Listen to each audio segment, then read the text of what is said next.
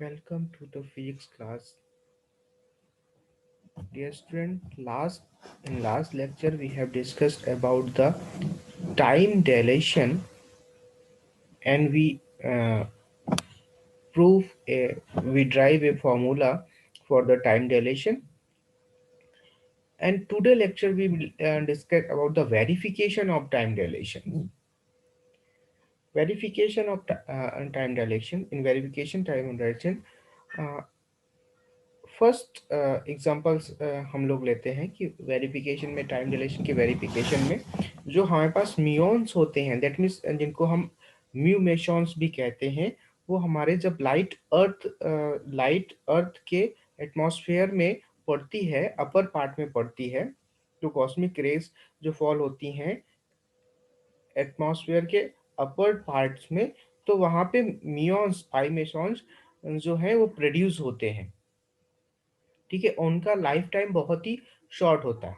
They are have very short life time approximate, and वो क्या है होते हैं approximate less than speed of light से ट्रेवल करते हैं। बहुत अप्रोक्सीमेट स्पीड ऑफ लाइट से ट्रेवल करते हैं। तो उनका जो इनका लाइफ टाइम होता है वो होता है 2.2 into 10⁻⁻⁶ in a frame in which at rest. मतलब रेस्ट फ्रेम में उनका लाइफ टाइम कितना है? लाइफ टाइम है 2.2 इंटू 10⁻⁻⁶। ओके, दैट मीन्स अगर इसमें क्या होगा, 2.2 इंटू 10⁻⁻⁶ उनका लाइफ टाइम है, तो डिस्टेंस कितनी, अगर वेलोसिटी ऑफ लाइट के कंपेरेबल में ट्रेवल कर रहे हैं तो डिस्टेंस कितनी ट्रेवल कर सकते हैं? 0.66 किलोमीटर। डिस्टेंस अगर हमें निकालना है तो distance equal to time into speed निकाल देंगे, तो हमारे पास क्या आ जाएगा? लाइफ टाइम इसका कितना है? 2.2 इन 10⁻⁶ इंटू 3 इंटू 10⁸ अप्रोक्सीमेट स्पीड हम लोग ले लेते हैं, तो ये इसमें स्पीड आ जाएगी 0 डिस्टेंस आ जाएगा 0.66 किलोमीटर। और जो हमारा अर्थ का एटमॉस्फेयर है वो अर्थ से अप्रोक्सीमेट 10 किलोमीटर है। Distance approximate near about 10 kilometre है। That means these muons reach the earth surface cannot be reach the earth surface according to this lifetime this lifetime 2.6 2.2 into 10⁻⁶ second. But जो म्यून्स जो होते हैं वो हमारे अर्थ सरफेस में detected होते हैं। अर्थ सरफेस में डिटेक्ट होते हैं। दैट मीन्स अप्रोक्सीमेट 10 किलोमीटर वो डिस्टेंस ट्रेवल कर एटमॉस्फेयर से ट्रेवल करने के बाद हमारे अर्थ के सरफेस में पाए जाते हैं, यानी कि हम लोग डिटेक्ट कर सकते हैं। इसका मतलब जो म्यून्स हैं वो अर्थ सरफेस में डिटेक्ट तभी हो सकते हैं जब वो 10 kilometre distance approximate 10 kilometre distance travel करके आ रहे हैं। ठीक है, तो इसका सिंपल सा ये है कि इसका मतलब है कि उनका लाइफ टाइम 2.2 इंटू 10⁻⁻⁶ सेकेंड ना होके कुछ डिफरेंट लाइफ टाइम है। ठीक है, तो इस लाइफ टाइम को हम लोग मेजर करेंगे कैसे? प्रॉपर लाइफ टाइम उनका कितना है, यानी कि प्रॉपर लाइफ टाइम जो है रेस्ट लेबोरेटरी में, यानी कि रेस्ट फ्रेम में उनका लाइफ टाइम कितना है? 2.2 इंटू 10⁻⁻⁶ सेकेंड। ठीक है, इसके बेस पे और इसके डिस्टेंस लगभग क्या है? 0.99 0.99 0.999 के अप्रोक्सीमेट ट्रेवल करता है। देन इसका हम प्रॉपर लाइफ टाइम निकाल सकते हैं। प्रॉपर लाइफ टाइम इसका कितना हो जाएगा according to time dilation? Delta t equal to delta t upon √1 - v² upon c²। ये फॉर्मूला हम लोगों ने लास्ट लेक्चर में के ड्राइव किया था। यहाँ पे डेल्टा टी अपियरिंग टाइम था और ये वाला डेल्टा टाउ जो है हमारा वो क्या था? हमारा एक्चुअल इवेंट का टाइम था। तो यहाँ पे क्या है? इसका प्रॉपर लाइफ टाइम है delta tau, and delta T इसका जो अपियरिंग लाइफ टाइम है वो हम लोग मेजर करना है हम लोगों को। ठीक है, तो यहाँ पे हम लोग इस फॉर्मूले के with the help of this formula we can detect. तो हम लोग जब इसको कैलकुलेट करते हैं तो हम लोग को मिलता है 6.6 इंटू 10⁻⁻⁵ इसका लाइफ टाइम मिलता है। मियॉन्स का लाइफ टाइम कितना मिलता है? अगर वो अकॉर्डिंग टू टाइम डायलेशन, अगर हम उसको लाइफ टाइम निकालेंगे तो लाइफ टाइम आ रहा है 6.6 इंटू 10⁻⁵ ओके। अब इसके इस टाइम लाइफ टाइम के मीन लाइफ टाइम के अकॉर्डिंग हम लोग उसका डिस्टेंस निकाल लेते हैं। तो हमें डिस्टेंस इक्वल टू कितना आएगा? 6.6 इंटू 10⁻⁵ इंटू स्पीड। स्पीड कितनी है उसकी? 0.99 सी के अप्रोक्सीमेट स्पीड होती है।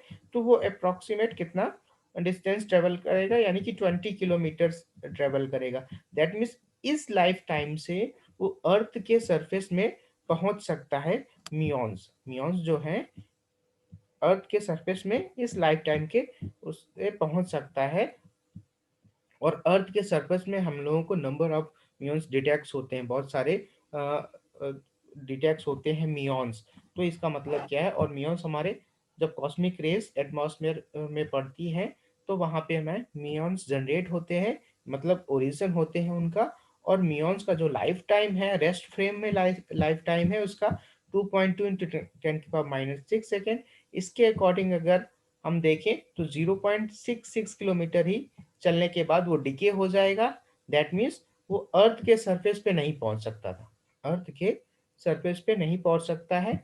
बट अगर हम इसमें टाइम डायलेशन लगा दें, टाइम डायलेशन के फॉर्मूला का यूज करके उसका लाइफ टाइम निकाले और फिर हम लोग डिस्टेंस देखें कि वो कितना डिस्टेंस ट्रेवल करने के बाद डिके हो सकता है, तो हम लोगों ने पाया कि उसका जो लाइफ टाइम है वो बढ़ गया है। 6.6 इंटू 10⁻⁵ आ गया है according to time dilation. And distance वो ट्रेवल कर सकता है इस लाइफ टाइम से कितना? 20 किलोमीटर के अप्रोक्सीमेट डिस्टेंस ट्रेवल कर सकता है। तो इसका मतलब ये है, अब इस टाइम डिलेशन के अकॉर्डिंग ये म्यून्स अर्थ सरफेस में आराम से पहुंच सकता है। तो ये आपका वेरिफिकेशन ऑफ, और अर्थ सरफेस में हमें नंबर ऑफ म्यून्स मतलब डिटेक्ट होते हैं। तो ये एक आपका वेरिफिकेशन ऑफ टाइम डिलेशन हो गया, जिसमें कि वेरीफाई होता है कि टाइम डिलेशन का जो फॉर्मूला है वो करेक्ट है। ओके। और इसमें नेक्स्ट हम लेते हैं, नेक्स्ट हम लोग सपोज करते हैं जो पाई मेसॉन्स है, पॉसिबिलिटी चार्ज पार्टिकल्स होता है, और इसका हैविंग जो मास है 273 times the times that of an electron के मास के होता है। और इसका अगर हम टाइम डायलेशन के अकॉर्डिंग और 0.9 सी वेलोसिटी से मूव करता है, तो अगर हम इसको निकालते हैं तो डेल्टा टी अगर जो लाइफ टाइम आएगा इसका डेल्टा टी कितना होगा? ठीक है, 2.5 इंटू 10⁸ अपॉन ये टाइम डिलेशन का फॉर्मूला यूज किया, यानी कि 5.7 इंटू 10⁸ आएगा। तो इससे डिस्टेंस कितना ट्रेवल करेगा? इससे वो डिस्टेंस जो भी ट्रेवल करता है वो डिस्टेंस हमारी लेस डिस्टेंस होती है in comparable to non relative, greater distance होती है in comparable to the non relativistic distance. और नॉन रिलेटिविस्टिक डिस्टेंस हमारे इससे क्या निकालेंगे? यानी कि 2.5 इंटू 10⁻⁸ इंटू वेलोसिटी से कंपेयर करेंगे। यानी कि क्या हुआ इसमें पे इसका जो प्रॉपर लाइफ टाइम था 2.5 था मियॉन्स का। मियॉन्स पाई में पाई प्लस मियॉन्स जो है इसका जो लाइफ टाइम आ रहा है 2.5 इंटू 10⁻⁸ है प्रॉपर लाइफ टाइम। और वो 0.9 सी वेलोसिटी से मूव करता है। तो इसका अपेयरिंग लाइफ टाइम जो निकालना है हम लोग को, जो एक्सपेक्टेड है, एक्सपेक्टेड लाइफ टाइम कैसे निकाल सकते हैं हम लोग? With the help of the time dilation formula. और टाइम डायलेशन का फॉर्मूला हम लोगों ने यूज किया इसके प्रॉपर लाइफ टाइम एंड इसके डिस्टेंस में। तो हम लोगों को क्या मिला? जो लाइफ टाइम उसका है वो इंक्रीज होके मिला, मतलब 5.7 इंटू 10⁻⁸ मिला। ठीक है।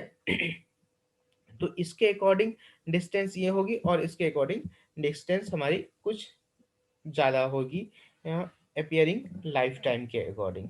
ठीक है, तो ये एक नेक्स्ट एग्जांपल है। और एक और एग्जांपल हम लोग लेते हैं। एक और एग्जांपल में हम लोगों ने सपोज किया है कि कंसीडर टू ट्विंस हैं, टू ट्विंस ब्रदर्स हैं, कंसिडर किया है हम लोगों ने, टू ट्विंस ब्रदर्स हैं A and B. Suppose two twins brother हैं, टू ट्विंस हैं ए एंड बी, और ईच की जो एज है वो 20 ईयर्स है, 20 ईयर है, दोनों की एज जो है 20 ईयर है।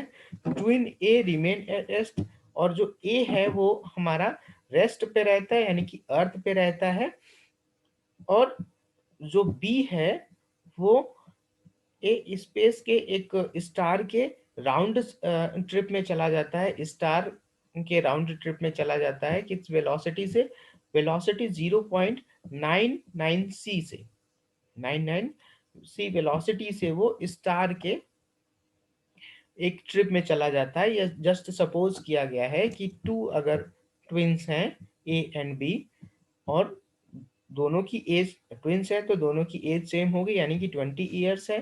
ठीक है, अब ये सपोज किया गया है ट्विन जो ए है वो रेस्ट पे है, यानी कि अर्थ में है, और जो ट्विन बी है वो एक स्टार के राउंड ट्रिप में चला जा रहा है, गया है, और किस वेलोसिटी से गया है, वेलोसिटी 0.99 से। ठीक है, और जो स्टार है जहां पे वो राउंड ट्रिप पे गया हुआ है, वो उसकी डिस्टेंस कितनी है, 10 लाइट ईयर अवे है, 10 लाइट ईयर अवे है from the ground. Okay, 10 light year away from the ground या और अर्थ, अर्थ से वो 10 लाइट ईयर अवे स्टार है, तो वहां पे वो राउंड ट्रिप में गया हुआ है, वहां मतलब घूम घूम फिर के वापस आ जाएगा। ठीक है, तो अब उसके अकॉर्डिंग्स टू ए उसको टाइम कितना लगा जाने में, और वहां वापस आने में जो टाइम लगा है 20 लाइट ईयर्स, यानी distance upon velocity. 20 lights year away हमारा स्टार है, तो 20 लाइट्स ईयर अपॉन वेलोसिटी करेंगे तो 20.2 ईयर्स, अप्रोक्सीमेट 20.2 ईयर्स टाइम लगा है बी को उस स्टार के राउंड ट्रिप से वापस आने में अर्थ में। ओके, तो अब टोटल तो अकॉर्डिंग्स टू ए एज कितनी होगी, बी की एज कितनी होगी, बी की एज कितनी हो सकती है, 20 प्लस कितना टाइम लगा है, 20.2 ईयर्स, यानी कि 40.2 ईयर्स, यानी कि दोनों की इस समय अकॉर्डिंग टू ए दोनों की एज कितनी हो जाएगी, 20.2 ईयर्स, 40.2 ईयर्स, यानी कि दोनों की एज कितनी हो जाएगी, 40.2 ईयर्स। तो ये आपका बी का, और बट बी का जो है वो जर्नी पे गया था, उसके अकॉर्डिंग बी के अकॉर्डिंग क्या क्या एज है उसकी, बी के अकॉर्डिंग एज है, उसने क्या किया, 20 ईयर्स का था, और 0.99 वेलोसिटी से वो मूव कर गया था, यानी कि उसमें टाइम डायलेशन लगेगा। तो T2 का जो टाइम डायलेशन आएगा उसके अकॉर्डिंग बी के अकॉर्डिंग जो टाइम आएगा उसका वो कितने ईयर का होगा, बी के अकॉर्डिंग उसकी एज कितनी होगी, 20 years into √1 - v² upon c² equals to 20।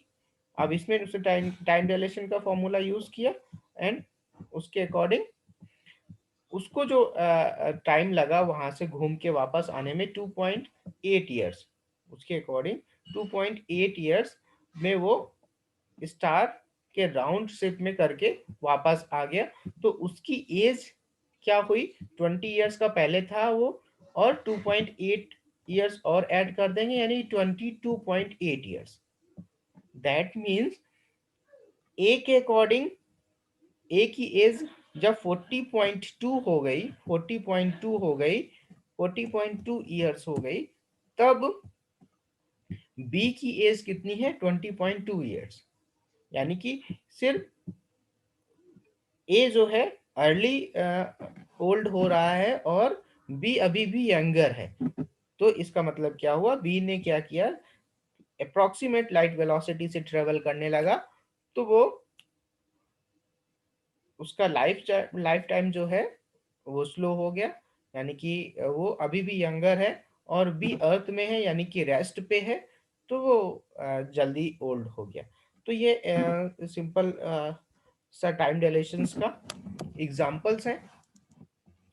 ठीक है, तो अगर आपको भी यंग रहना है then you can and go with the speed of the approximate speed of light in the travel करें आप भी स्पीड ऑफ लाइट के वेलोसिटी से आप लगभग अप्रोक्सीमेट ट्रेवल करें तो आप यंगर रहेंगे is just for joke okay अगर आपको भी यंगर रहना है accordings to A and B तो ये आपके ट्विन अप्रोक्सीमेट का ट्विन इन पैराडॉक्स का इन स्पेशल थ्योरी में एग्जांपल्स दिया गया कि कैसे इनके ये दोनों ए ट्विंस जो हैं उनमें ए एंड बी में एज का डिफरेंस आ जाता है अगर एक हमारा वेलोसिटी ऑफ लाइट के कंपेरेबल से मूव कर जाता है स्पेस में ठीक है तो इसका रियल एग्जांपल हम लोगों ने डिस्कस कर लिया रियल एग्जांपल के डिस्कशन में सबसे जो बेस्ट वो है वेरिफिकेशन ऑफ द टाइम डायलेशंस का जो म्यून्स जो है यानी कि म्यून जो है म्यून हमारे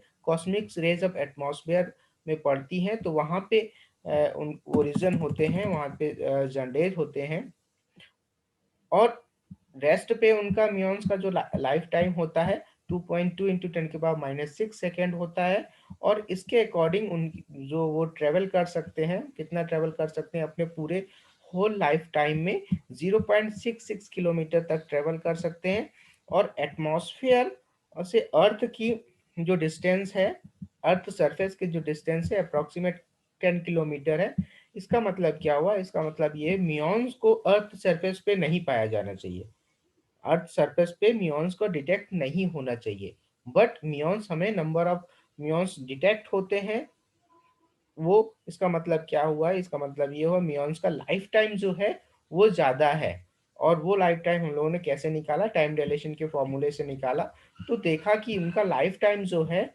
6.6 इंटू 10⁻⁸ है और इसके अकॉर्डिंग अगर वो इस वेलोसिटी से ट्रेवल करते हैं 0.99 सी वेलोसिटी से तो वो डिस्टेंस कितनी ट्रेवल कर सकते हैं 20 kilometre this means 20 kilometre distance travel कर सकते हैं इसका मतलब वो आराम से अर्थ के एटमॉस्फेयर से अर्थ के सरफेस पे डिटेक्ट हो सकते हैं मतलब अर्थ के सरफेस पे पहुंच सकते हैं और इसीलिए हमें म्यून्स अर्थ के सरफेस पे डिटेक्ट हो रहे हैं ठीक है तो ये हमारा एक रियल एग्जांपल है आपका टाइम डायलेशंस का और इसके बेस में हम लोगों ने म्यू पाई प्लस म्यून्स के बारे में बात किया इसका लाइफ टाइम निकाला एंड देन हम लोगों ने एक अनदर एग्जांपल लिया ट्विंस पैराडॉक्स का एग्जांपल लिया उनके एज में कितना डिफरेंस आ गया अगर वो एक एक ब्रदर अगर इस पे स्टार के स्पेसशिप पे मूव कर जाता है कितनी वेलोसिटी से 0.99 सी वेलोसिटी से मूव कर जाता है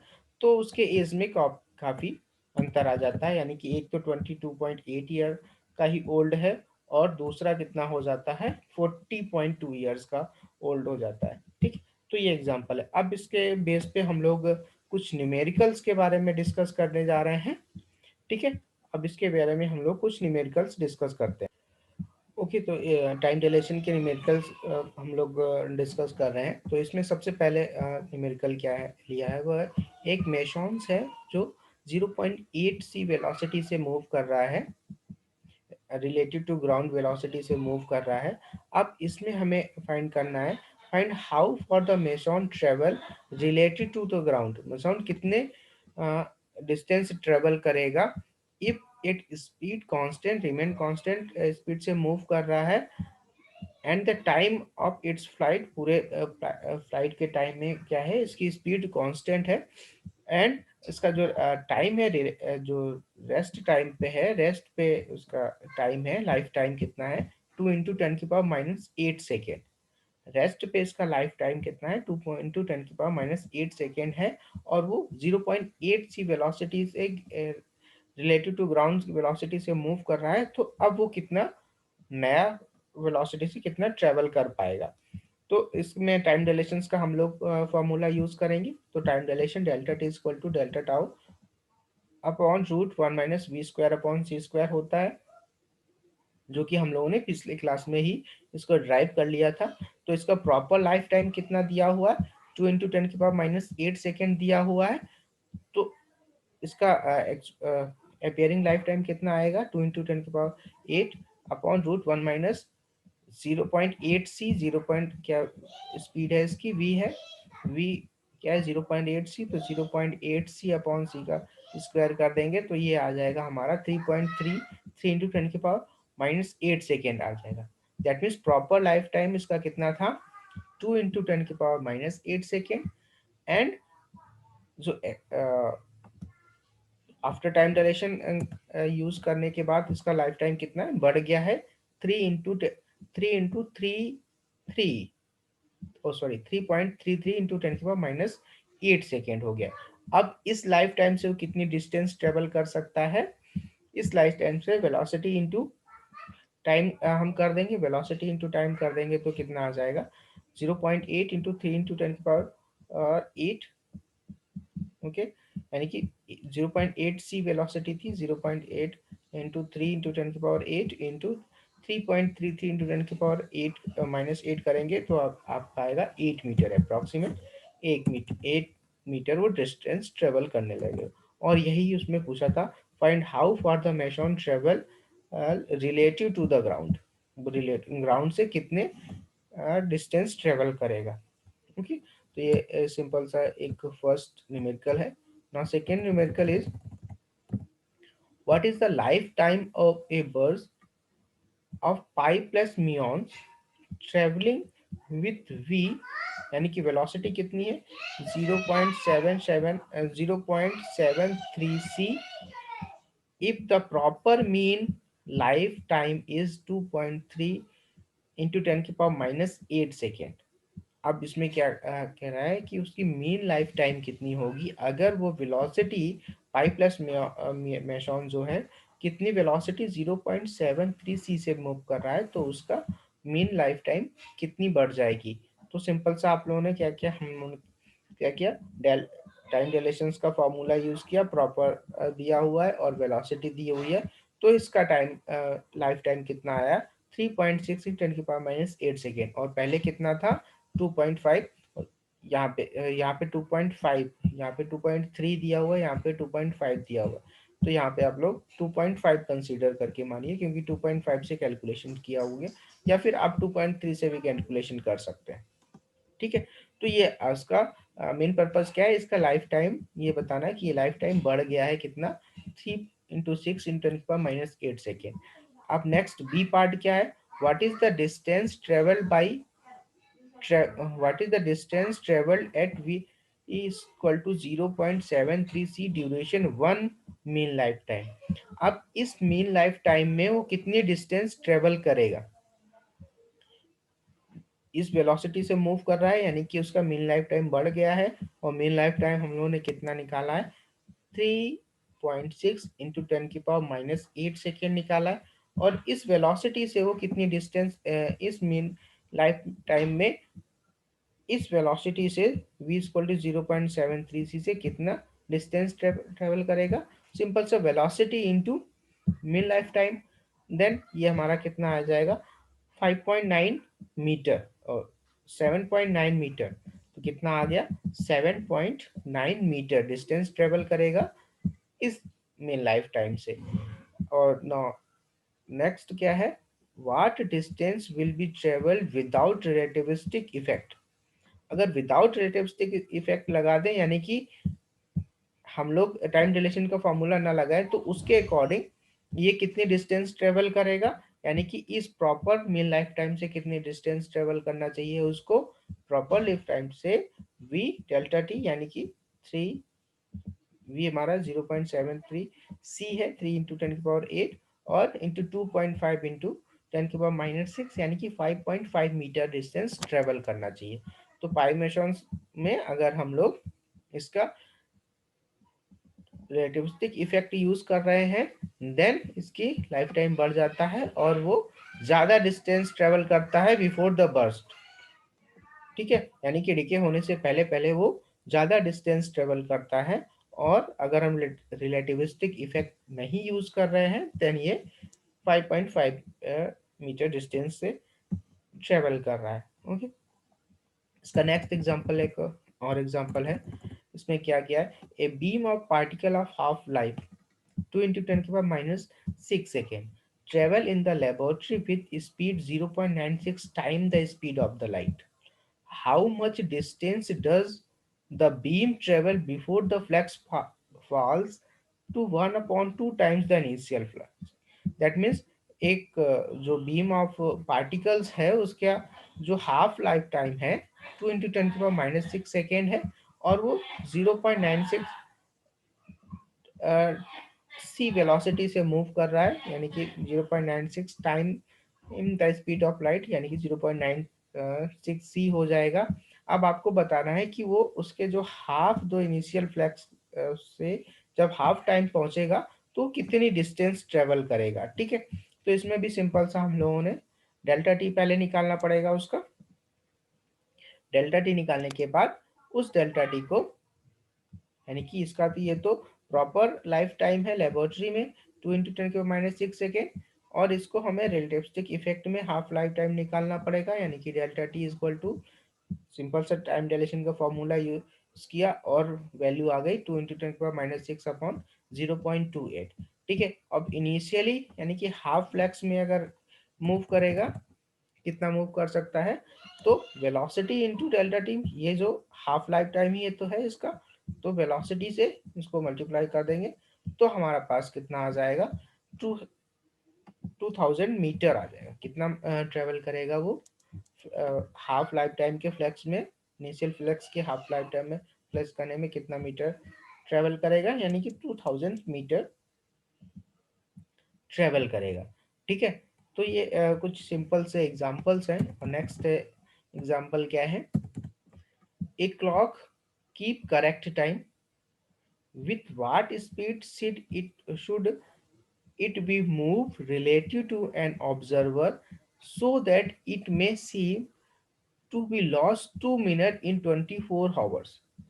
एक क्लॉक है कोई जो करेक्ट टाइम हमें मेजर कर रही है, और अब ये कह रहे हैं कि किस स्पीड से इसको मूव करा दिया जाए जो ऑब्जर्वर को 2 मिनट्स लॉस होने, मतलब 2 मिनट कम लॉस हो, 24 आवर्स में उसका 2 मिनट लॉस हो। तो इसका सिंपल सा इसको भी टाइम डिलेशन के, यानी कि क्लॉक को मूव करा रहे हैं, और इन द फॉर्म इसको हम ये कह सकते हैं कि एक ऑब्जर्वर एस है जो एस फ्रेम ऑफ रेफरेंस में है, वो क्लॉक जो है उसके साथ में रखी हुई है, उसके अकॉर्डिंग टाइम कितना है 23 आवर 58, यानी कि 2 मिनट लॉस ऑलरेडी दिखाई पड़ रहा है उसको।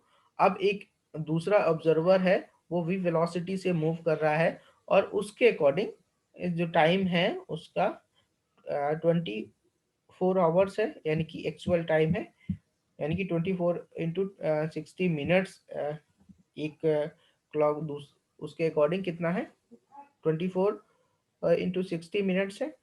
ठीक है, तो इसका सिंपल सा इस टाइम डिलेशन के फॉर्मूले पे यूज करके निकाल दिया है, यानी कि उसमें आपको वेलोसिटी निकालनी है कि उस क्लॉक की वेलोसिटी क्या होगी अगर क्लॉक को मूव करा दे, और अगर हम क्लॉक को रेस्ट पे कर देते हैं और ऑब्जर्वर को मूव करा देते हैं तो सेम वही आएगा, उसकी वेलोसिटी कितनी आएगी। और इसको सिंपल से टाइम डायलेशन के फॉर्मूले में रख के निकाल दिया गया है, तो अप्रोक्सीमेट 1.580 × 10⁻⁷मीटर पर सेकेंड ये वेलोसिटी ऑफ लाइट से कम है, बट इन कंपेरेबल टू 10⁻⁷ है, वो 10⁻8 होता है। ठीक है, तो in comparable to velocity of approximate velocity of light के तरफ जाता है, बट वेलोसिटी ऑफ लाइट से काफी कम। ठीक है, तो ये एक सिंपल सा ये कुछ न्यूमेरिकल्स आप लोगों को आज हम लोगों ने डिस्कस किए हैं, और इसके सेट ऑफ न्यूमेरिकल्स हम आपको प्रोवाइड करा देंगे इन द पीडीएफ फॉर्म, और वो आप लोग हमें सॉल्व करके अ, आप हम लोग सॉल्व करके पीडीएफ में कन्वर्ट करके हमें भेज देंगे। ओके, तो ये आज हम लोगों ने क्या डिस्कस किया, आज हम लोगों ने वेरिफिकेशन ऑफ टाइम डिलेशन के बारे में डिस्कस किया, उसके 3 एग्जांपल लिए, ट्विंस पैराडॉक्स के बारे में डिस्कस किया, उनके एज में कैसे डिफरेंस आ जाता है, एंड देन हम लोगों ने कुछ न्यूमेरिकल इसके यानी कि सॉल्व किए, उसमें से 2-4 हम लोग न्यूमेरिकल सॉल्व किए हुए, और नेक्स्ट जो इसके सेट ऑफ न्यूमेरिकल्स है मैं आप लोगों को पीडीएफ के फॉर्म में प्रोवाइड कराऊंगा, और वो आप लोग बाकायदा अपनी कॉपी और पेन में सॉल्व करने के बाद हमें आप पीडीएफ के फॉर्म में कन्वर्ट करके आप हमें प्रोवाइड कराएंगे। ओके, तो आज इस क्लास को यहीं पे हम खत्म करते हैं, एंड नेक्स्ट क्लास में हम लोग दूसरे टॉपिक्स के डिस्कस करेंगे, और वो टॉपिक्स हमारा क्या होगा, जो वेलोसिटीज हैं हमारी मूव कर रही हैं, वो उनके बीच में कितना रिलेशन है अगर हमारे दोनों ऑब्जेक्ट मूव करने लगे, यानी कि दोनों फ्रेम ऑफ रेफरेंस मूव करने लगे, या एक फ्रेम ऑफ रेफरेंस हमारा रेस्ट पे है और दूसरा मूव कर रहा है, और दूसरा ऑब्जेक्ट भी हमारा जिसकी वेलोसिटी हमें निकालनी है वो भी कुछ सर्टेन वेलोसिटी से मूव कर रहा है, तो वहां पे हमारा वेलोसिटी का वेरिएशन कैसे निकालेंगे हम लोग, वो उसके बारे में हम लोग डिस्कस करेंगे। ओके।